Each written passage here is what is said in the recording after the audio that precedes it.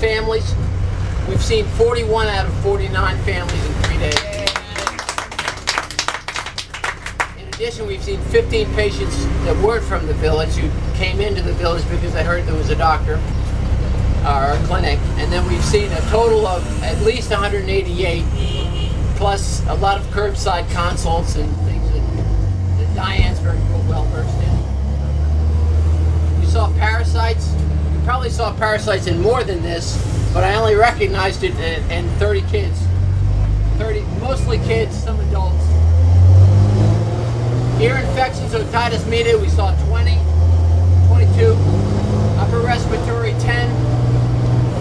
Joint complaints, 17. Heartburn, 17. Headaches, 8.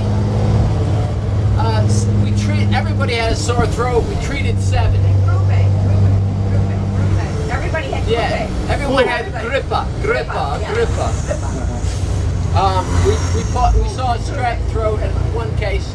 We saw some major dental problems in a couple of cases. Although you might be interested to know that in general, their hygiene is good. And you probably recognize this yourself. When they come out in the morning, they're pretty darn clean. And most of their teeth are pearly. I mean, when they smile at you, you don't see gaps, you don't see holes.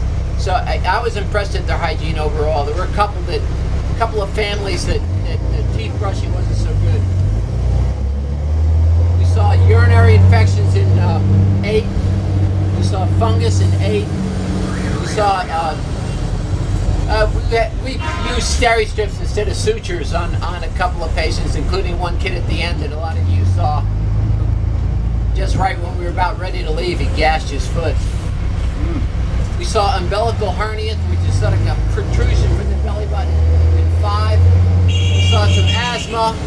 I saw a case of mumps. I haven't seen mumps in a patient, maybe ever. You know, we don't get mumps in the U.S. because we all get MMR, which is the mumps, measles, rubella vaccine when we're kids. So I was astonished. It was sort of like I saw these swellings, and I thought, what's wrong with this kid? It didn't occur to me till they were gone what it was. So I said, "Oh my God, that was mumps." Wow. And he'll be fine. I saw a couple of odd things that I'm not even sure what they were. We saw that maybe it's a lipoma in that girl's arm, but it was big, it was tight, it was bothering her, and there's not a darn thing we can do about it. That's the biggest frustration, is when you see some of these few serious things that we don't have the tools and we don't have the referral sources to. I'd have probably gotten 3 or 4 CAT scans in some of these patients, but GYN issues for the women. what's that? GYN issues for the women. Oh yeah, there was some major bleeding. You know, they gave you stories of, you know, I bleed every day, and you know we can't check their blood counts, we can't check their iron, and we can only hope that they get a referral to a gynecologist where they get treatment.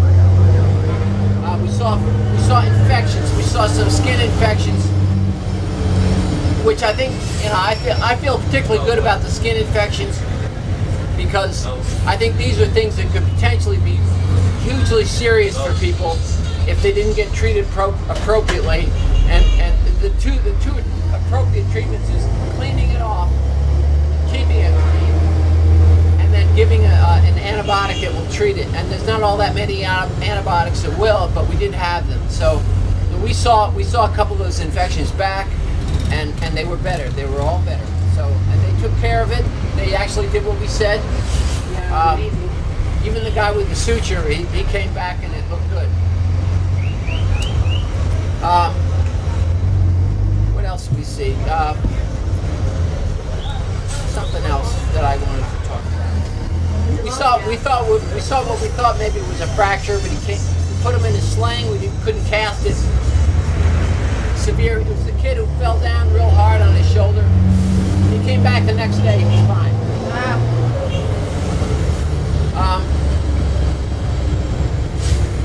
Is that pneumonia case on there? Oh, we saw a couple of kids with, or at least one kid with a very serious pneumonia, which I'm hoping we're going to see him today. We hope. Yeah, we will. Yeah. And but he could go south. He could be dead in 2 days, or he could be absolutely